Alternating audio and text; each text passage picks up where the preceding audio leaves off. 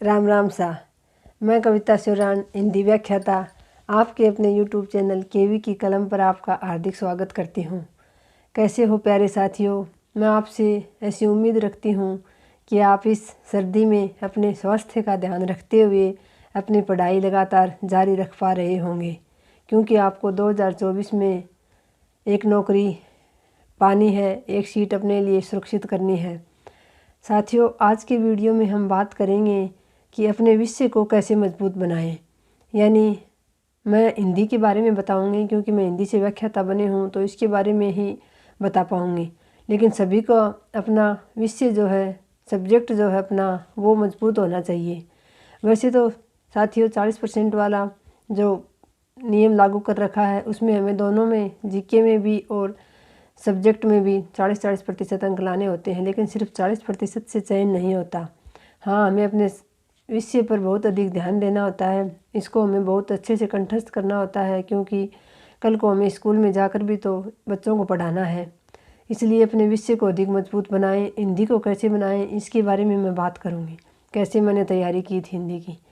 तो साथियों, second grade की बात करें या फर्स्ट ग्रेड की, जैसे सेकंड ग्रेड में तो व्याकरण जो है, व्याकरण से प्रश्न अधिक आते हैं, और व्याख्याता के लिए फर्स्ट ग्रेड में हिंदी साहित्य के इतिहास से प्रश्न अधिक आते हैं।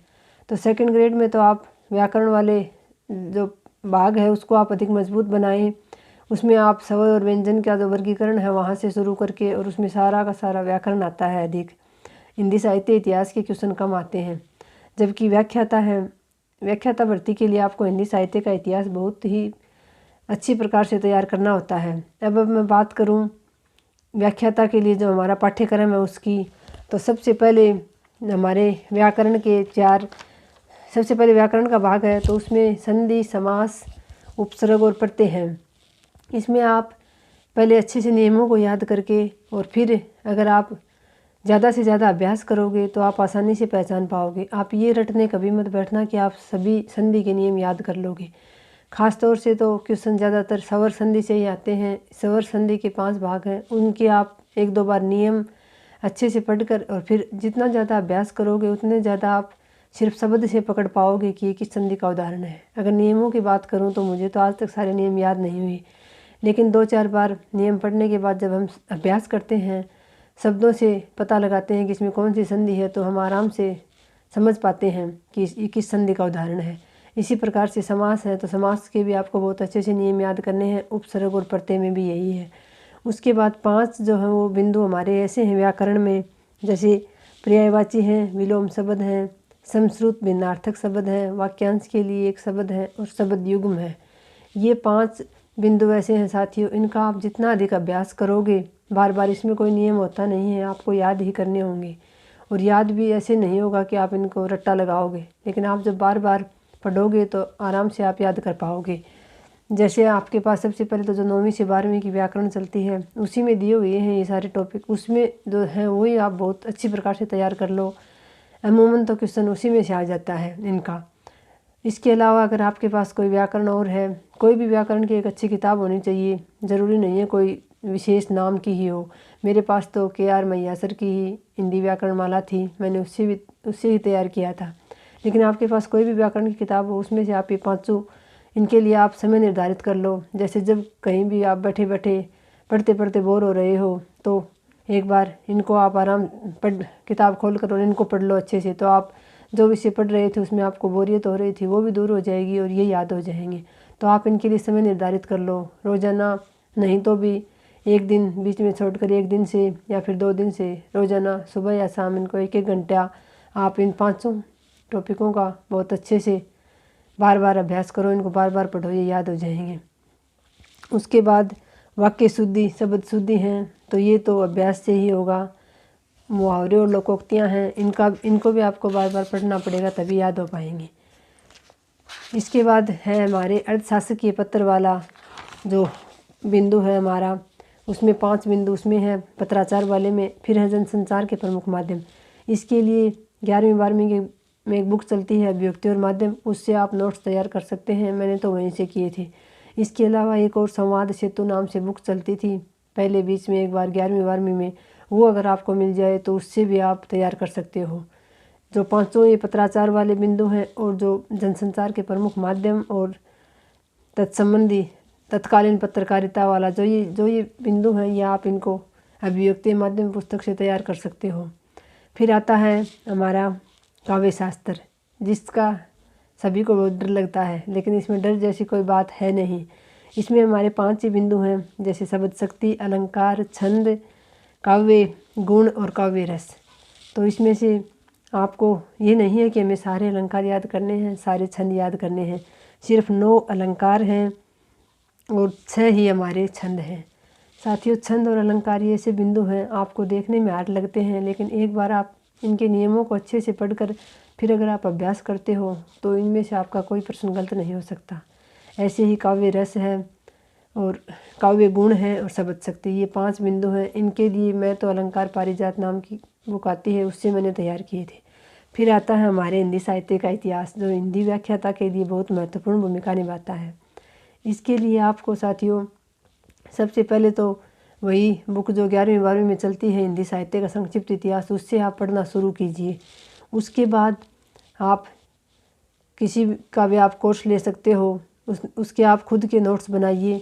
फिर अब तैयार करने से पहले आप अच्छे से इसका अपने दिमाग में एक ओवरव्यू तैयार करें, एक नक्शा बनाएं कि कैसे हमारे हिंदी साहित्य के इतिहास को 4 कालखंडों में बांट रखा है। उसके कालखंड यानी उसकी समय सीमा जो है उसको याद करें पहले। ऐसे चारों भागों को अलग अलग पहले मोटे तौर पर याद करें आप कि किस समय से किस समय तक के काल को क्या नाम दे रखा था, महत्वपूर्ण लेखकों ने, कवियों ने उनको क्या नाम दिया। ऐसे आप पूरा नक्शा तैयार कर लोगे एक बार और उनकी प्रवृत्तियों को समझ लोगे ना, तो साथियों आराम से हिंदी साहित्य का इतिहास बहुत अच्छी प्रकार से याद हो सकता है। ऐसा है नहीं, आपको शुरू में हार्ड लगेगा। कोई भी काम हो उसकी शुरुआत करना कठिन होता है, उसके बाद आप जब उस रास्ते पर चलना शुरू करते हो तो आपको सब कुछ आसान लगने लगता है। और कभी भी पढ़ते समय मन में बोरियत ना लाएं, दुखी मन से ना पढ़ें, खुश होकर पढ़ें कि हाँ आज मैं ये टॉपिक पढ़ रहा हूँ, मुझे याद होगा। ऐसा बिल्कुल ना सोचें कि मुझे याद नहीं होगा, आपको याद होगा। आप तो पूरी लगन से पढ़ें उसको। तो हिंदी साहित्य के इतिहास को आप बहुत अच्छी प्रकार से तैयार कर सकते हैं। पहले चारों भागों को अलग इकट्ठा एक अपने दिमाग में इसका नक्शा तैयार करें, इसके कालखंड को याद करके। सबसे पहले तो आप रामचंद्र शुक्ल जी ने जो काल विभाजन किया है वही सबसे महत्वपूर्ण माना जाता है, उससे ही प्रश्न ज़्यादा आते हैं, तो आप उसको याद करें अच्छे से, उन्होंने किस समय सीमा को क्या नाम दिया है। इसके बाद आप जैसे शुरुआती जो हमारा बिंदु है हिंदी साहित्य के इतिहास का, पद्धतियाँ यानी हिंदी साहित्य इतिहास लेखन की पद्धतियाँ, तो वो 4 या 5 पद्धतियाँ हैं, जिसमें से 3 पद्धतियों से हमारा हिंदी साहित्य का इतिहास लिखा गया है। प्रथम जो 2 इतिहास ग्रंथ थे वो तो वर्णानुक्रम पद्धति से लिखे गए थे। बाद के 2 और थे वो कालानुक्रम पद्धति से लिखे गए थे। उसके बाद जो आचार्य रामचंद्र शुक्ल जी का इतिहास ग्रंथ है, जो सबसे महत्वपूर्ण है, जो सर्वमान्य है आज तक, वो विधेयवादी पद्धति से लिखा गया था। इसके अलावा एक सामाजिक पद्धति और वैज्ञानिक पद्धति और आती है, जिससे हमारा हिंदी साहित्य का कोई इतिहास ग्रंथ नहीं लिखा गया। तो इसमें से पद्धतियों में से एक प्रश्न जरूर आता है, और ये 3 ही तो मुख्य पद्धतियाँ हैं। तो ये एक तो बिंदु तो आपको बहुत आसानी से याद हो सकता है, बिल्कुल छोटा सा है। ऐसे आप अलग अलग भागों में बांट कर याद करोगे ना तो बहुत आसानी से याद हो जाएगा, इतना हार्ड है नहीं। उसके बाद आप छोटी छोटी ट्रिक बनाओ, जैसे किसी भी कवि को, लेखक को आप याद करते हो, जैसे कबीर जी को ही लें तो कबीर जी की जो रचना है वो बिज्जक है, तो आप ऐसे याद करोगे जैसे कबीर और फिर बिज्जक। जैसे कबीर में बीच में बी आ रहा है तो बी से बिज्जक शुरू हो रही है। ऐसे खुद से जोड़कर या फिर खुद से जुड़ी हुई किसी चीज़ों से जोड़कर आप छोटे छोटे ट्रिक बनाओगे ना, तब आसानी से याद हो जाएगा। ट्रिक तो आपको बनानी पड़ेंगी, ऐसे नहीं है कि हर चीज़ की आप ट्रिक बनाओ, लेकिन उसको किसी चीज़ से रिलेट कर लोगे, जोड़ लोगे खुद के जीवन से, या हमारे आसपास का जो वातावरण है उसमें कोई किसी वस्तु से उसको थोड़ा सा रिलेट कर दोगे, जोड़ के याद रखोगे, तो वो याद भी हो जाएगी और वो आपके दिमाग को भारी भी नहीं लगेगी कि आपको याद नहीं हो रही है। तो ऐसे आप हिंदी साहित्य के इतिहास को तैयार कर सकते हैं। इसको पहले अलग अलग 4 भागों को, चारों भागों का काल क्रम याद करें, कि नाम याद करें, और फिर इसकी प्रवृत्तियाँ याद करें मुख्य पहले। उसके बाद आप जब कवियों की रचनाएं याद करोगे तो आपको समझ में आ जाएगी कि हाँ उस समय की प्रवृत्तियाँ ऐसी थी, उस हिसाब से कवियों ने लिखा था। तो इस तरह से आप हिंदी साहित्य के इतिहास को तैयार कर सकते हो। इसमें से 40 से 45 प्रश्न आते हैं हिंदी व्याख्याता के लिए। इसके बाद स्नातकोत्तर स्तर का है जो हमारा एमए का, उसमें 10 बिंदु दे रखे हैं। 10 बिंदु से 10 प्रश्न ही आते हैं और ये बहुत ही साधारण से टॉपिक है। आप इनको एक बार नोट्स बनाकर खुद के तैयार कर लोगे। अगर आपने किसी भी ऐप से या कहीं से भी कोर्स ले रखा है तो उसमें जो करवाया जाए उसके नोट्स बना लो, उसको ही बार बार पढ़ो। साथियों, रिवीजन ही डिवीजन है। एक बार में किसी को याद नहीं होता और कोई भी चीज़ भारी नहीं है। शुरुआत कठिन है, लेकिन जब उतर जाओगे इस क्षेत्र में और अपनी जी जान लगाओगे, झोंक दोगे खुद को, तो कोई भी चीज़ हार्ड नहीं है, फिर कठिन नहीं है। ये तो सोचना ही मत कि मुझे याद नहीं हो रहा, आपको याद हो रहा है। ये सोचकर ही बैठें कि हाँ, आज मैं इस बिंदु को पढ़ने जा रहा हूँ और मुझे याद होगा। इसके अलावा फिर जैसे कुछ और रचनाएं जोड़ी गई थी इस बार, तो उसमें बालकांड है रामायण का, तो उसको आप किसी भी, इसका जो हिंदी अनुवाद है वो 1-2 बार पढ़ लो, उसमें से आप आराम से क्वेश्चन कर दोगे। साथियों, मन में बोझ लेकर ना पढ़ें, मन को हल्का रख कर पढ़ें। ये सोच कर पढ़ें कि एक तो हम कामयाब होंगे, अपना जीवन अपने हिसाब से जी पाएंगे। दूसरा, हमारा विषय जो है हिंदी है, तो हम कितने भाग्यशाली हैं कि इसके माध्यम से हमें हमारी जो संस्कृति है, जैसे रामायण है, इसमें वैसे तो हम कभी नहीं पढ़ पाते इसको, बालकांड को, लेकिन हमारे विषय में जुड़ा हुआ है तो हमारा दो काम सिद्ध हो रहे हैं। एक तो हमें इतनी धार्मिक, इतनी महत्वपूर्ण पुस्तक पढ़ने का मौका मिल रहा है और दूसरा हमें नौकरी भी मिलेगी इसको याद करेंगे तो साथियों, हम हिंदी के विद्यार्थी बहुत भाग्यशाली हैं जो हमें इतना अच्छा सब कुछ अपने विषय के पढ़ने के साथ साथ हमें इतना हमारी पुराने रीति रिवाजों के बारे में, पुराने धार्मिक ग्रंथों के बारे में हमें पढ़ना पड़ रहा है। इसके अलावा उसमें बिहारी जी के दोहे हैं, कबीर की जो बिज्जक है उसकी साखियाँ और शब्द हैं। इनको आप एक बार जहाँ भी आपने कोर्स ले रखा है वहाँ से पढ़ाएं, तब उनको ध्यान से पूरी एकाग्र करके मन को वहाँ से पढ़ें, फिर आपको आराम से आप प्रश्न पर कर पाओगे। इसके अलावा 3 कहानियाँ हैं, तो कहानियाँ तो हमें वैसे भी याद रह जाती हैं, उनको तो याद करना नहीं पड़ता। तो आप तीनों कहानियों को 1-2 बार पढ़ो, आपको उसके सभी पात्र और वो सब याद हो जाएंगे कि उस कहानी का मूल भाव क्या है, तो उसमें से ही प्रश्न आते हैं। इसके अलावा 2 निबंध हैं। कविता क्या है, ये निबंध है, ये आपको देखने में बहुत हार्ड लग सकता है शुक्ल जी का, लेकिन आप इसको 1-2 बार पढ़ लोगे, फिर आप इसके प्रश्न आराम से कर पाओगे। इसके अलावा शिरीष के फूल हैं, निबंध है हजारी प्रसाद द्विवेदी जी का, वो भी आप आराम से कर पाओगे। ये हमारा विषय है हिंदी, बहुत ही प्यारा विषय है, बहुत ही मन लगाकर पढ़ें, बिल्कुल भी बोरियत महसूस ना करें साथियों। अपना जो विषय है उस पर अपनी कमांड फुल होनी चाहिए, उस पर हमारा अधिकार होना चाहिए, तभी हम आगे जाकर बच्चों को कुछ पढ़ा पाएंगे। और अपने उसमें जीके में तो हम 40% ले आएंगे तो काम चल जाएगा, लेकिन अपना विषय बहुत मजबूत होना चाहिए, इसमें हम बहुत आगे होंगे, तभी हमारा चयन हो पाएगा अंतिम रूप से। देख पा रहे होंगे साथियों आप, मेरिट कितनी आई जा रही है। इस बार 319 गई है जनरल की, तो आप जो भी साथी तैयारी कर रहे हैं वो 320 प्लस टारगेट लेकर ही चलें कि हमें 320 प्लस ही लाने हैं। बहुत ज़्यादा होते हैं 320 प्लस, लेकिन आपको लक्ष्य कभी छोटा नहीं बनाना है। 320 प्लस लेकर चलो। जो जीके का प्रश्न है उसमें 40% के लिए 75 में से आपके 30% सही होने चाहिए, तो उसमें आप 40 प्लस का आंकड़ा लेकर चलो कि मुझे जीके में 40 प्लस सही करने हैं, तो आप आराम से 30 से 35% कर पाओगे। इसी प्रकार से हिंदी में आपको बहुत अच्छी प्रकार से अपने विषय को मजबूत बनाना है, तभी आप इसमें अधिक स्कोर कर पाओगे और तभी आपका अंतिम चयन हो पाएगा।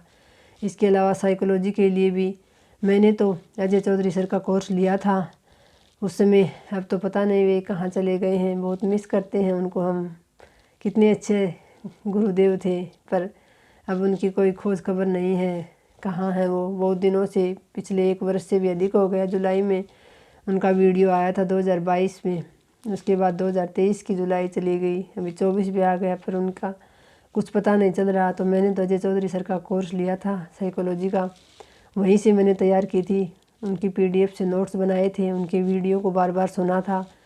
वो हमेशा कहते थे कि मैं जो पढ़ा रहा हूँ इसको घोट कर पी जाओ, तो मैंने तो उनको ही घोट कर पिया था साथियों।